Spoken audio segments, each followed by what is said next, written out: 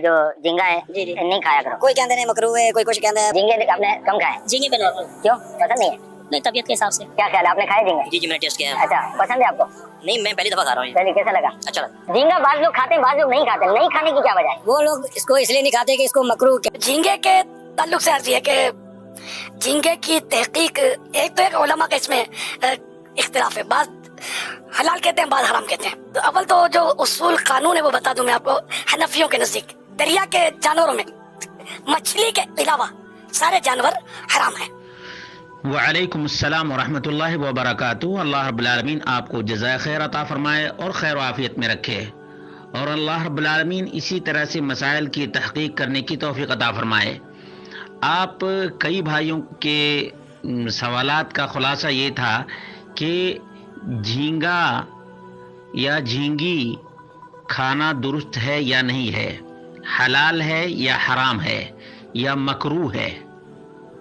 इस सिलसिले में अल्लाह रब्बुल आलमीन ने फरमाया, उहिल्ल लकुम सैदुल बहर व तआमुहु मताअन लकुम वलिस्सय्यारा व हुर्रिम अलैकुम सैदुल बर्रि मा दुमतुम हुरमा वत्तकुल्लाह अल्लज़ी इलैहि तुहशरून। सूरतुल माइदा आयत नंबर 96।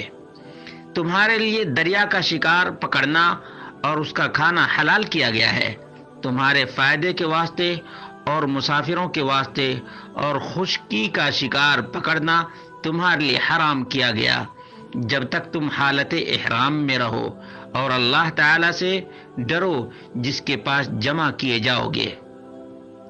इस आयत में मुहरिम जो हालत इहराम में हो का हुक्म बताया जा रहा है कि वो इहराम में सिर्फ दरिया का शिकार कर सकता है। जब तक इहराम में है वो खुश्की का शिकार नहीं कर सकता है।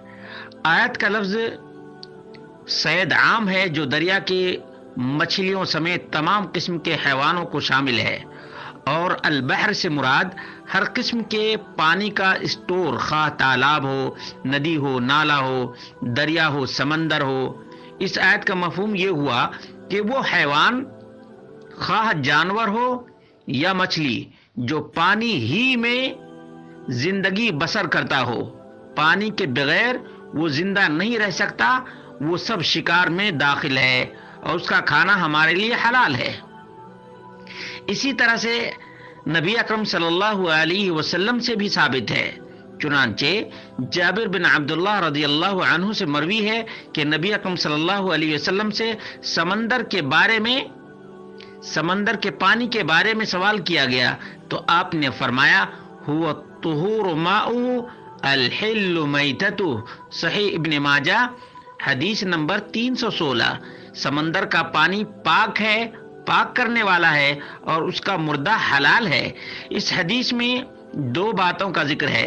पहली बात यह है कि समंदर का पानी पाक है, दूसरी बात यह कि समंदर का मुर्दार हलाल है। यह मैता क्या है? अल-हिल्लु मैततु, इससे क्या मुराद है?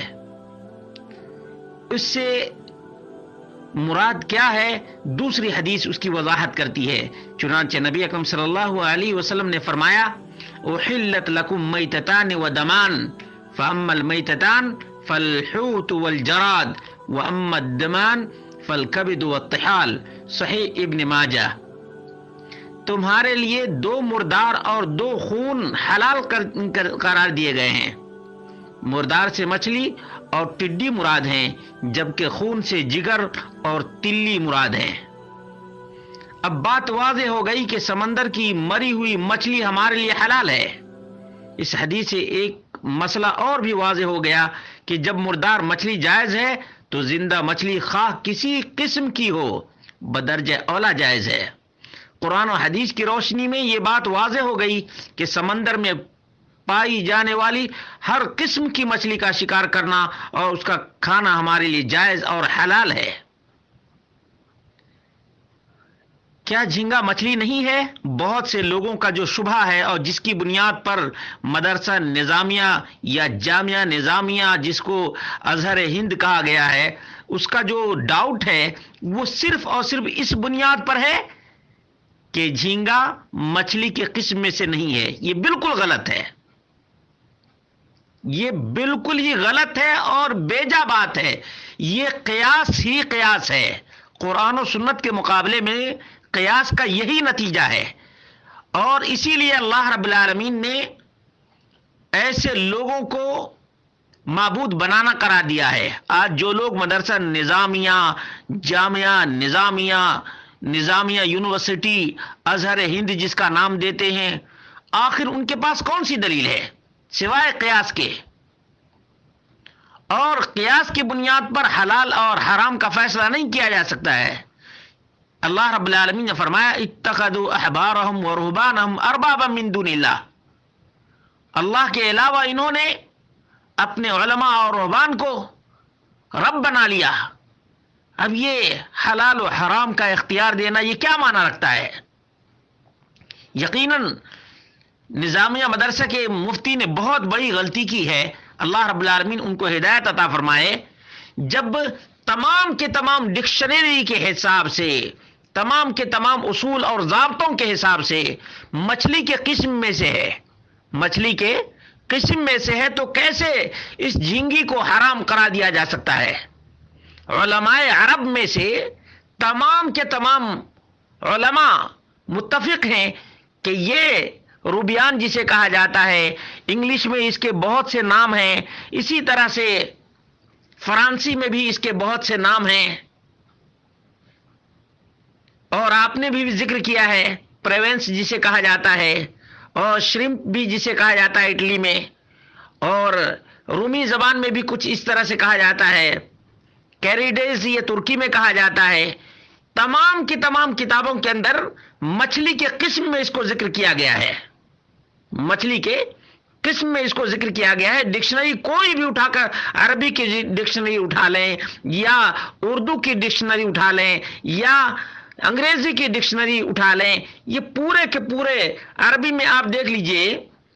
فیروز آبادی جو 817 ہجری کے ہیں اور حنفی ہیں، انہوں نے القاموس المحیط کے اندر لکھا ہے کہ العربیان بالکسر سمکن، یعنی عربیان جھینگا مچھلی ہے.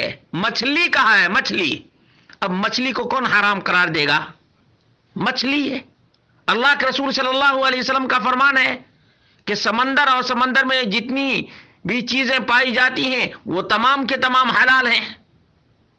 یعنی شرع کے اعتبار سے،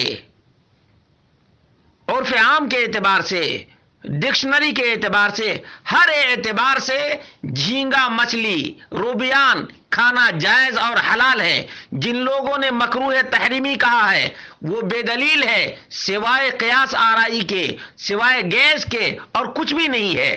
اللہ رب العالمین سے ہم دعا کرتے ہیں کہ اللہ رب العالمین ہمارے یہاں جو اپنے آپ کو مفتی سمجھتے ہیں انہیں مزید علم حاصل کرنے کی توفیق عطا فرمائے، اور قرآن و سنت کے مقابلے میں جو غلط فیصلے کرتے ہیں ان فیصلوں سے رجوع کرنے کی توفیق عطا فرمائے.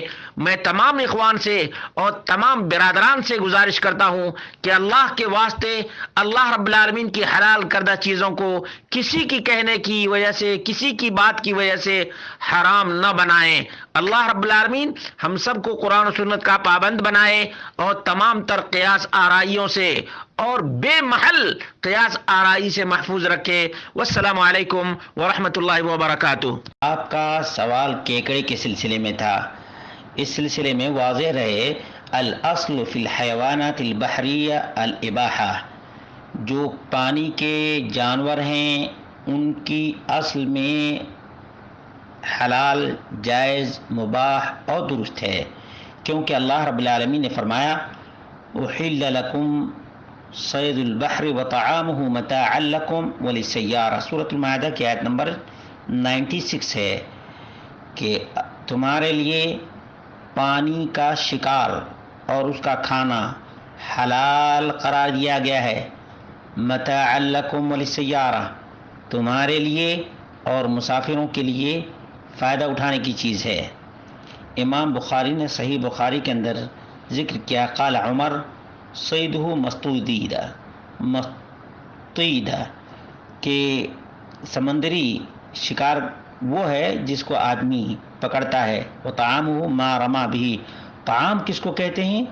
یہ جو قرآن کریم کی آیت ہے صید البحر و طعام ہو، اس سے کیا مراد ہے؟ وہ طعام ہو ما رما بھی، جو پانی کے باہر آ جائے، جیسے پانی سمندر کا ریلا آتا ہے پانی کا، اور جب ریلا بھاگ جاتا ہے تو مچھلیاں رہ جاتی ہیں، تو اس کو طعام کہا جاتا ہے۔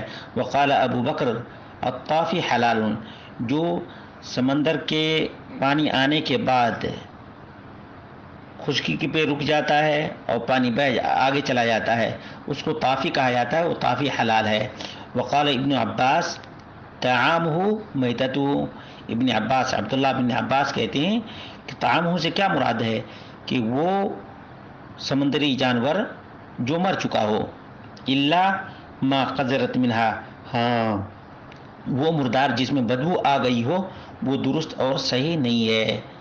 وقال شریح صاحب النبی صلی اللہ علیہ وسلم، شریح کا بیان ہے جو نبی صلی اللہ علیہ وسلم کے صحابی ہیں، کل شیء فی البحر مذبوح، سمندر اور پانی کی جو کھانے کی چیزیں ہیں وہ مذبوح ہیں، ان کو حلال کرنے کی ضرورت نہیں ہے۔